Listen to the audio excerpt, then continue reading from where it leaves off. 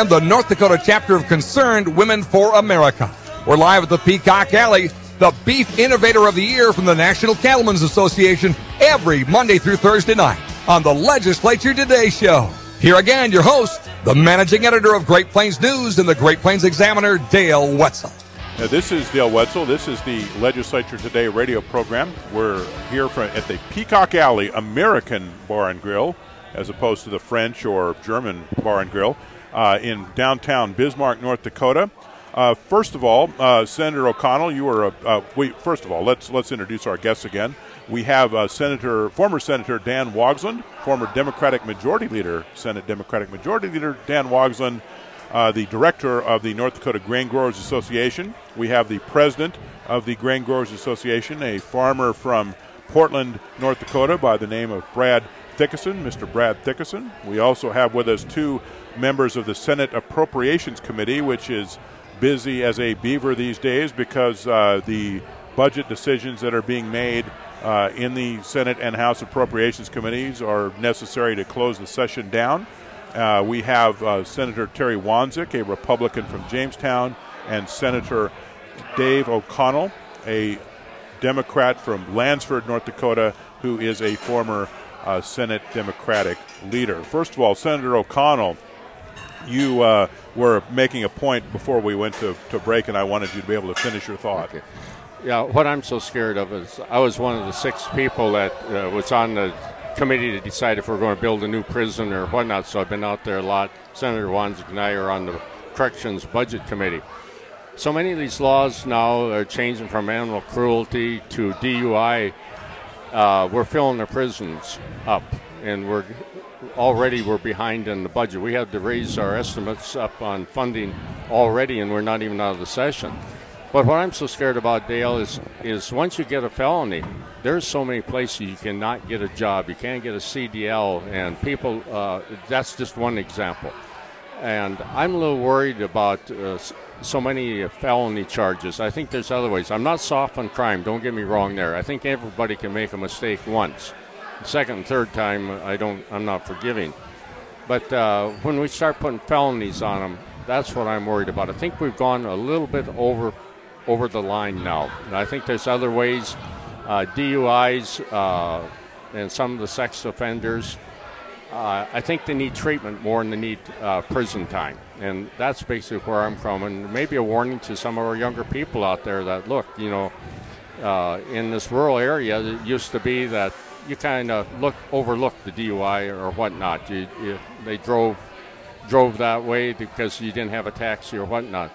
But nowadays, you just can't afford to take that risk. I know I'm operating engineer, and I'm around truck drivers and whatnot all the time. You can't go up into Canada, for instance, if you're driving a truck. So the opportunities are being taken away from a lot of people on the felony charges. I think we got to start looking at something else besides the felony, Dale. But like I say, I'm not soft on crime. You pay the penalty if you do whatever you do. But I think a prison isn't always the place to go. And I don't know how Senator Wanzik feels about it. We pretty much together on the conference. Well, yeah, even before you get to the DUI, even though we're farmers interested in agriculture, we deal in a lot of different issues. That's what's unique or neat about the legislature, bring a different perspective. But with being the chairman of the conference committee on the Department of Corrections and dealing with their budget the whole session, the projection of inmate numbers back when the executive budget was prepared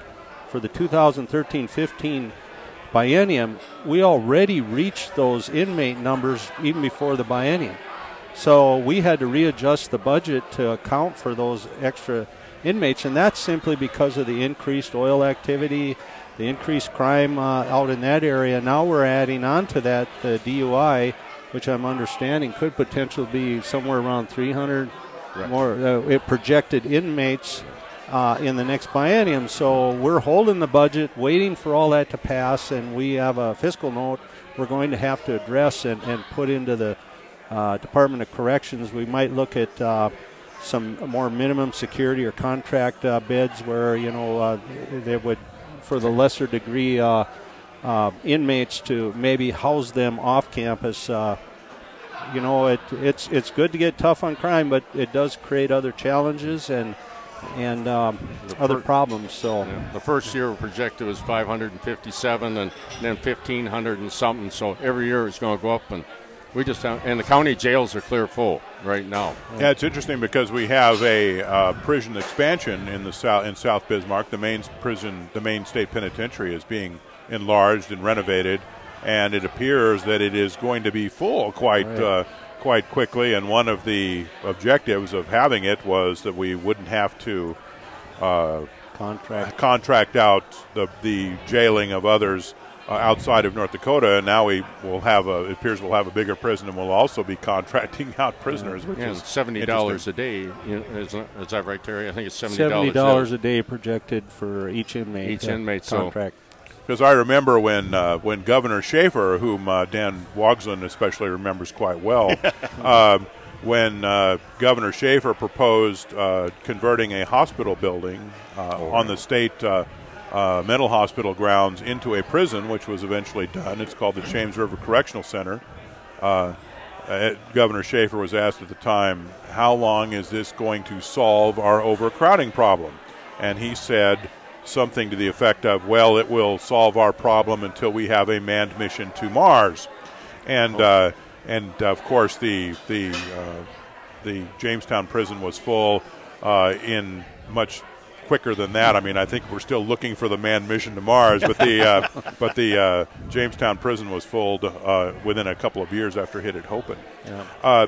Mr. Thickeson, we were talking earlier about water management and flooding, and could you just outline for us things that can be done for water management that are, prudent ways to try to prevent flooding? Well, in the eastern part of the state since 1993, or the state in general, has had a influx of extra moisture, so to speak. Prior to 1993, a rain event was maybe an inch or two, but now we get these 4 or 5 inches. We got inundated with water. We've seen it in Devil's Lake as far as that raising. Well, since I would say 08 or 07 time frame, we've had a rise in commodity prices, and with technology and the education with yield monitors in the combines now, and getting site-specific on what's going on out in the fields, we've realized that by managing the water in the field, we're able to do a better job of raising crops. And that's through, this plastic pipe we call drain tile, but it's definitely a water management tool. We install it ourselves on our farm, but there's contractors in the east that are doing it. It's a case where we can condition the soil in order so that the plant can survive in a healthy environment. And I think what's we've seen now, coming off a really dry fall of last year, we've seen where the Mother Nature has done its own deed of conditioning the soil. And right now, coming from Mayville, Portland area, and the big news on the east side in Fargo is that the flood isn't going to really happen as big as they once projected. And a lot of things I think they forgot about was that the soil was abnormally dry, or it was conditioned to take a lot of this moisture. The snowpack was out there, the moisture was in the snow, but previous in the 09 flood or whatever, we had a frozen, saturated soil that the water, the only place it could go was to the red. So there's a great potential and a big education I think that we can do by using some type of retention thing, by using a tile project or some type of berm south of Fargo to hold back that water for a short period of time. Let it come through in an orderly management, type of system. So, I'm fascinated. I've been fascinated by the term drain tile for a long time, because when I think of tile, I think of what's on the side of the bathtub, and but that's not what we're talking about when we talk about tiling a farm field. Can you just explain what is tiling? Well, it's now it's in a plastic form. It's a perforated plastic pipe. Most people use a 4-inch or 3-inch pipe that goes 3-4 feet under the ground to bring water to a collection point. Back in the 50s and 60s, they actually used clay tile. They dug it in by hand, and it was 2-foot clay pieces of tile that actually had a seam between the 2-foot pieces of tile, and the water was able to leak into a channel and move to a collection point. And what's happened is in Minnesota, that was actually implemented by the soil conservation districts back in the 50s and 60s.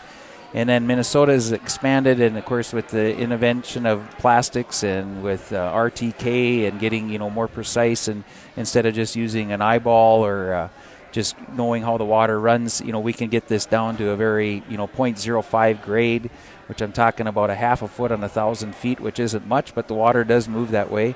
I mean, those are things that are available to today's market, and it's just becoming more prevalent, and it's getting to be a common practice. And I've seen it on my farm. We've taken some really poor, high pH, salty soil, and we've turned it into good production land, and I think it's just a win-win. So is the point here is that drain tiling needs to be encouraged in the valley?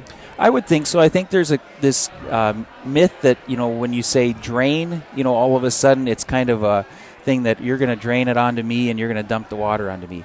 When we talk about true water management, where a farmer can go out there and use a control structure or a pump to decide how to manage that water coming off that field, it comes in a pipe. And when we say water management, I'm no different than the guy that lives in Fargo that wants to manage that Red River by a diversion project or whatever. But I think they can win a lot more votes and a lot more sentiment if they go with the retention area. If I might add, we've been involved in the Appropriations Committee with the Fargo flood diversion. I mean, it's somewhat of a contentious issue. There's an upstream group of folks that feel very strongly about the negative impacts they're going to feel with the diversion. I think there's really no one who doesn't want to help Fargo with their flood problems, that we want to do what we can. But I've brought up in committee a number of times, I hope those who are promoting the diversion will take a serious look at working with some of the upstream farmers and maybe offering some help in tiling some of these fields. And, it could be a win-win deal in my mind, in the fact that it enhances the productivity of the land. Plants do much better. They need moisture, yes, but they also need oxygen. And when you have the water or the soil saturated with water, the plants don't do well. And in addition, you create kind of a huge sponge. These tile can work into the winter.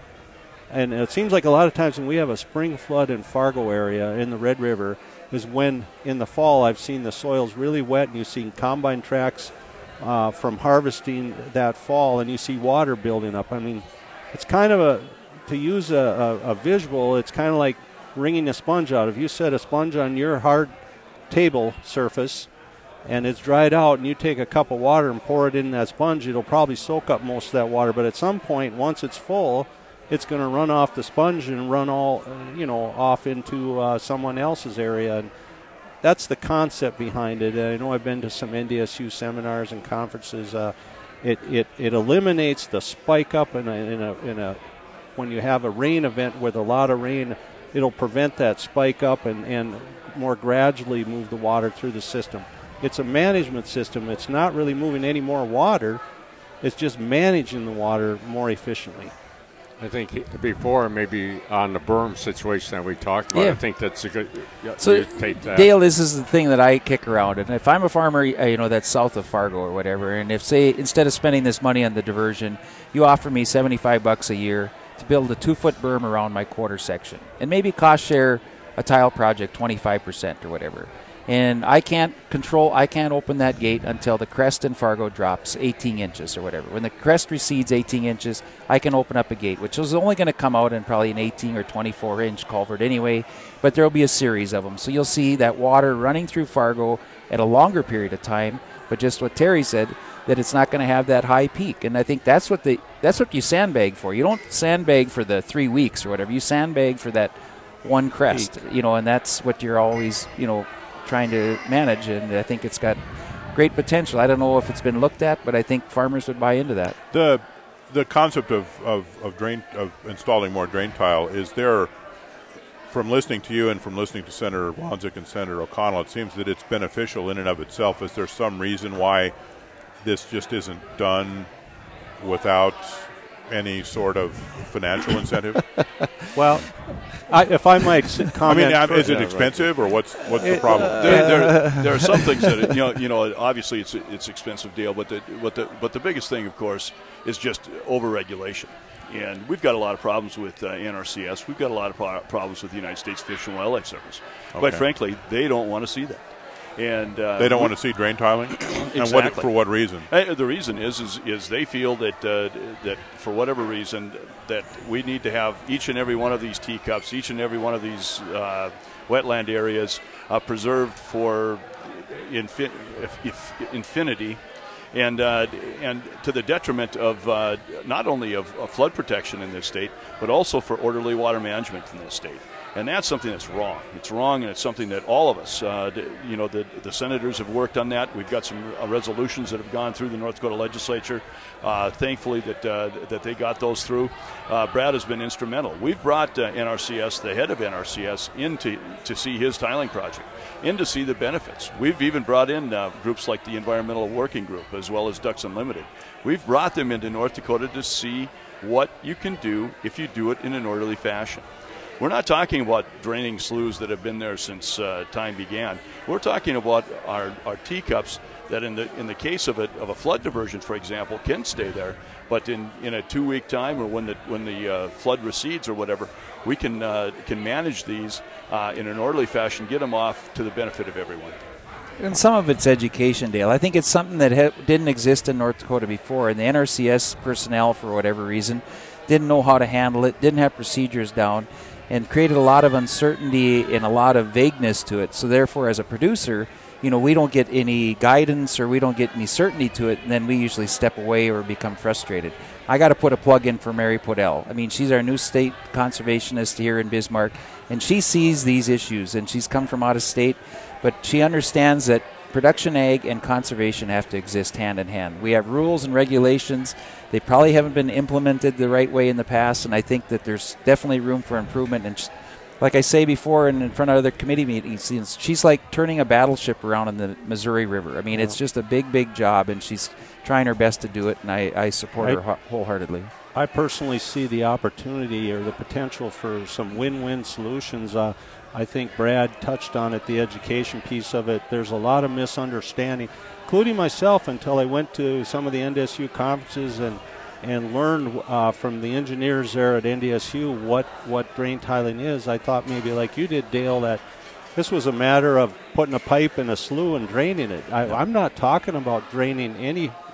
We cannot, by federal law with the farm program, drain any wetlands with a tile any more than I can dig a ditch and drain it. I'm talking about tiling land that I'm already seeding. It's land that is in production today, and maybe because of the excessive moisture in that, the salts are coming up, or the plants don't do well because of the excessive moisture. They need oxygen as well as they do moisture. And I think as people become more educated and understanding of what it is, they might be more accepting. And then when I say win-win, our land's a little different than the valley. In our area, it's more rolling, and I see the opportunity to do some drain tiling on the good farmland and enhancing our yield, and probably at the end of the drain, creating some wetlands and planting some habitat and creating where we could work hand in hand. Like as Brad said, most of us at farm are conservationists too. We want to use the resources wisely, and I see an opportunity to do that. And you see even more frustration on this, Dale, when you look across the border over to Minnesota, for example, where tiling projects a lot easier to get it done. You don't have the regulatory burdens. You don't have the problems with NRCS and others. Why is that?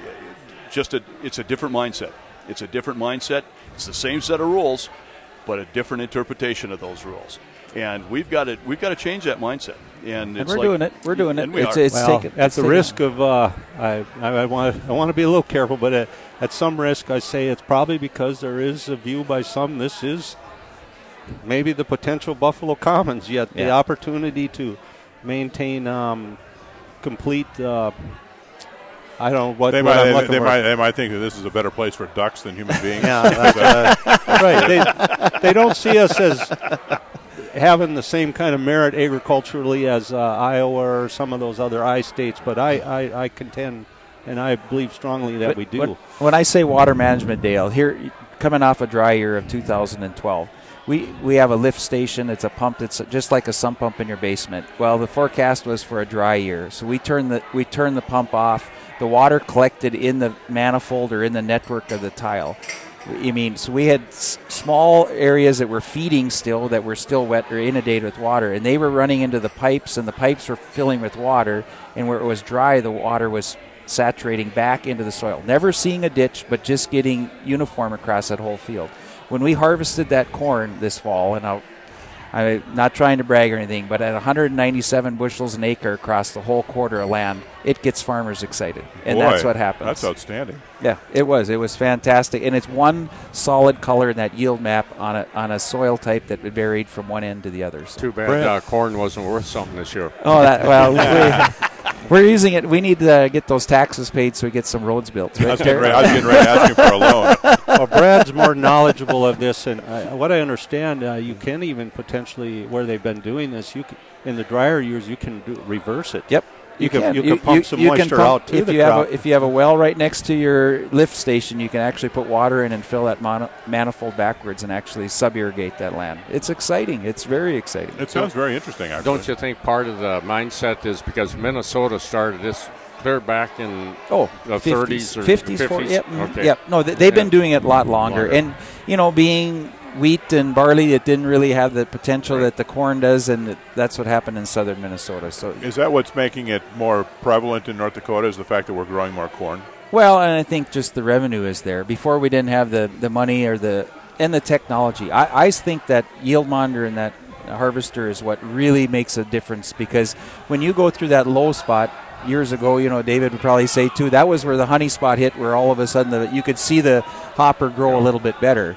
Well, it's hard to see that, but with that yield monitor and sitting down with the data and the yield map at the end of the year or in the wintertime, what's going on here? Why isn't this producing? And when you find out it's because there's extra water that sat too long, it's something. What can we do about it? So do you think it's a true statement that once we have some understanding from the federal agencies about what is going on here in terms of the benefits of tiling, that we might have some progress in terms of water, more progress in terms of water management? We're working on it, but like I said, turning that battleship around takes a long time. Another point, quite honestly, if you're looking at it at a global or macro scale, what is the population by, what do they say, 2030 is going to be, I forget what is, more than double. 2050, 90 billion. We have to more than double production. And from an environmental standpoint, we either enhance and make the land we're farming more productive, or we gotta plow up more fragile land to provide food. I mean, we're trying to be sustainable. We have to figure out through research and development of technologies ways to produce more per acre of what we are farming. Senator O'Connell and Senator Wanzik, what are you going to remember the most from this session? Dead air doesn't sell for a deal, but I think on the Senate side, we've worked good together. I think both parties, and it's been pretty good. Contentious, on the taxes, oil relief and stuff is probably only maybe 4 real contentious ones that we don't agree with. There wasn't a lot of contentious issues. I mean, some of the policy issues, some of the social issues, of course, the abortion bills will be a significant part of the session, or be remembered for that. For me personally, I guess being on appropriations, this is my second go around, and I've had a little more responsibility than I did the previous time on appropriations. I was kind of a rookie on appropriations.